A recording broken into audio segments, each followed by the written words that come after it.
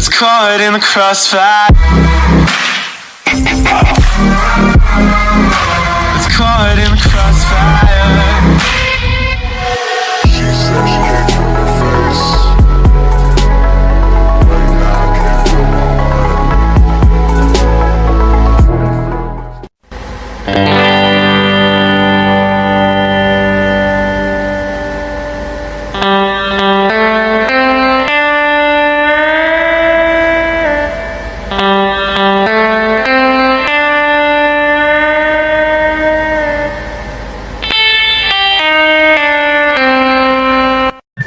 Ya, sebelumnya Assalamualaikum warahmatullahi wabarakatuh. Bertemu lagi dengan saya, Roro Ayu Abdul. Di sini saya akan sedikit menjelaskan tentang jaringan PSID. Bagaimana kelanjutannya? Yuk disimak. Jadi pertama kita masuk ke sini. Nah, di sini kita akan belajar tentang teknologi jaringan pusat. PSAT itu apa sih?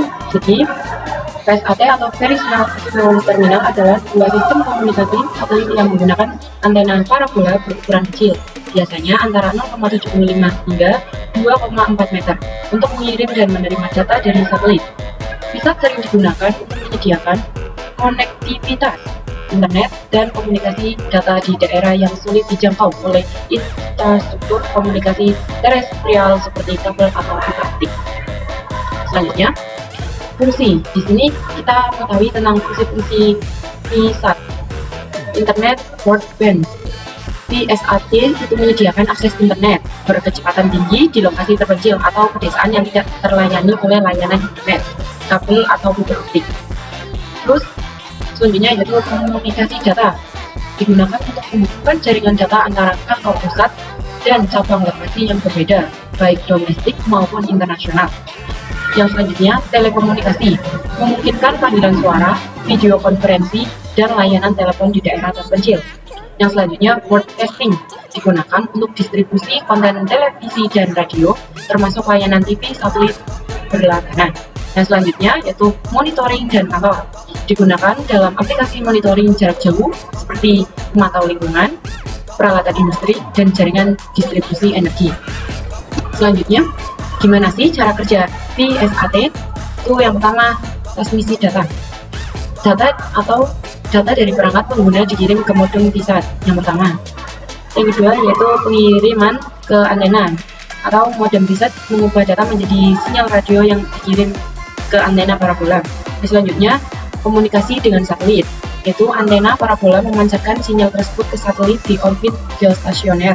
Selanjutnya, relay via satelit, yaitu satelit menerima sinyal, menguatkannya, dan mengirimkannya ke bumi, baik ke stasiun bumi lainnya ataupun ke pengguna air lainnya. Selanjutnya, penerimaan data. Antena nanti salah satu juga yang pertama yaitu transmisi data, yaitu data dari perangkat pengguna dikirim ke modem PSAT. Yang kedua, pengiriman ke antena. Modem PSAT mengubah data sinyal menjadi radio yang dikirim ke antena parabola kecil. Yang ketiga, komunikasi dengan satelit, yaitu antena parabola memancarkan sinyal tersebut ke satelit di orbit geostasioner. Yang ketiga, relay via satelit, yaitu satelit menerima sinyal, menguatkannya, dan mengirimkannya kembali ke bumi, baik ke stasiun bumi lainnya atau ke palung air lainnya. Yang selanjutnya, penerimaan data. Antena penerima di stasiun bumi atau penggunaan air menangkap sinyal dari satelit dan mengirimkannya ke modem. Yang selanjutnya, dekripsi dan penggunaan, yaitu modem mengubah sinyal radio kembali menjadi data yang dapat digunakan oleh perangkat pengguna. Yang selanjutnya, komponen PSAT. Komponen PSAT terbagi antara menjadi antena parabola, yaitu yang berukuran kecil yang dapat digunakan untuk mengirim dan menerima sinyal dari satelit. Yang selanjutnya, modem PSAT, yaitu perangkat yang mengubah data menjadi sinyal radio untuk dikirim melalui antena parabola dan mengubah sinyal radio yang diterima menjadi data. Yang selanjutnya, BUC atau Block Up Converter, yaitu komponen yang mengonversi frekuensi sinyal yang akan dikirimkan ke frekuensi yang lebih tinggi agar dapat dipancarkan oleh antena. Yang selanjutnya yaitu LNB atau Low Noise Block Down Converter, yaitu komponen yang mengonversi frekuensi sinyal yang diterima dari satelit ke frekuensi yang lebih rendah untuk diproses oleh modem. Yang selanjutnya ODU atau Outdoor Unit, yaitu unit luar ruangan yang biasanya terdiri dari antena, BUC, dan LNB. Yang selanjutnya IDU atau Indoor Unit, yaitu unit dalam ruangan yang biasanya terdiri dari modem dan perangkat tambahan lainnya, seperti counter atau switch.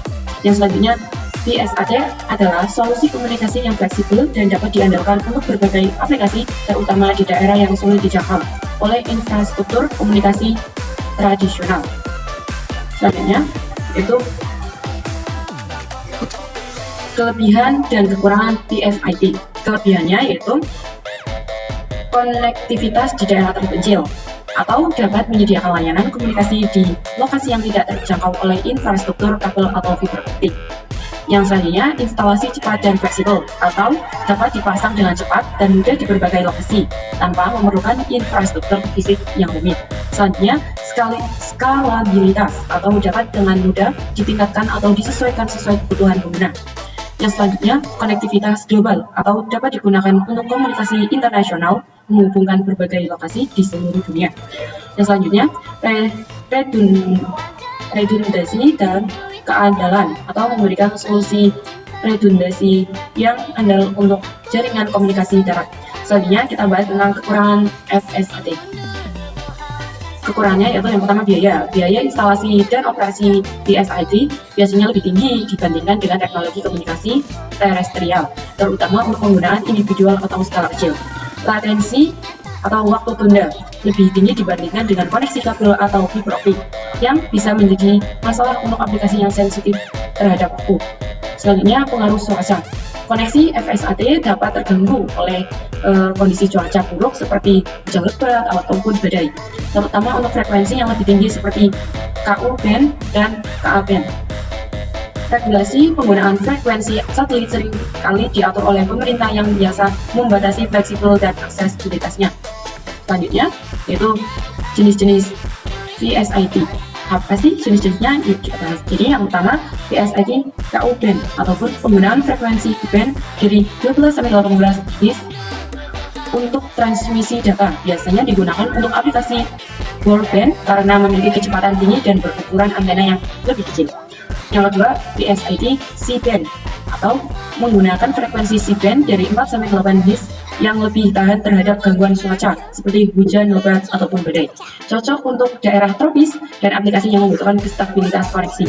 Yang ketiga, PSAT KA band, atau penggunaan frekuensi KA band dari 26.5 sampai 40 Hz dengan kapasitas data yang lebih tinggi dan kecepatan lebih cepat, tetapi lebih rentan terhadap gangguan cuaca dibandingkan KU band dan C band. Selanjutnya, VSAT SCPC, Single Channel Per Area, dan ataupun memungkinkan alokasi bandwidth yang dedikatif untuk setiap saluran, cocok untuk aplikasi yang membutuhkan koneksi stabil dan latency rendah. Yang kelima, PSAT PDMA, atau Time Division Multiple Access, yaitu memungkinkan berbagai bandwidth antara banyak pengguna dengan penggunaan slot waktu, cocok untuk aplikasi dengan kebutuhan bandwidth yang bervariasi. Selanjutnya kita bahas tentang perkembangan PSAT di Indonesia. Bagaimana sih perkembangannya di sini? Kebutuhan internet di daerah terpencil. Itu banyak daerah di Indonesia yang masih sulit dijangkau oleh akses infrastruktur komunikasi terestrial, yaitu membuat PSAT menjadi solusi yang efektif untuk menyediakan akses internet. Yang selanjutnya, program pemerintah. Pemerintah Indonesia melalui berbagai program seperti Palaparing mendorong penggunaan teknologi satelit untuk meningkatkan konektivitas di sebuah wilayah negara. Yang selanjutnya, ekspansi bisnis. Banyak perusahaan, terutama di sektor pertambangan, minyak dan gas, serta perbankan yang membutuhkan konektivitas andal di lokasi operasional yang terpencil. Yang selanjutnya, kemajuan teknologi. Kemajuan teknologi adalah perkembangan teknologi satelit, termasuk peluncuran satelit-satelit yang baru yang lebih canggih, meningkatkan kapasitas dan kecepatan layanan PSAT. Yang selanjutnya, regulasi ataupun kebijakan pemerintah yang mendukung perkembangan infrastruktur telekomunikasi dan akses internet turut mendorong adopsi teknologi PSAT. Dengan demikian, PSAT terus berkembang di Indonesia sebagai solusi penting untuk mengatasi tantangan geografis dan menyediakan konektivitas yang andal di seluruh wilayah negara. Ya, terima kasih. Itu saja dapat saya sampaikan. Kurang lebihnya mohon maaf. Sekian dari saya. Wassalamualaikum warahmatullahi wabarakatuh.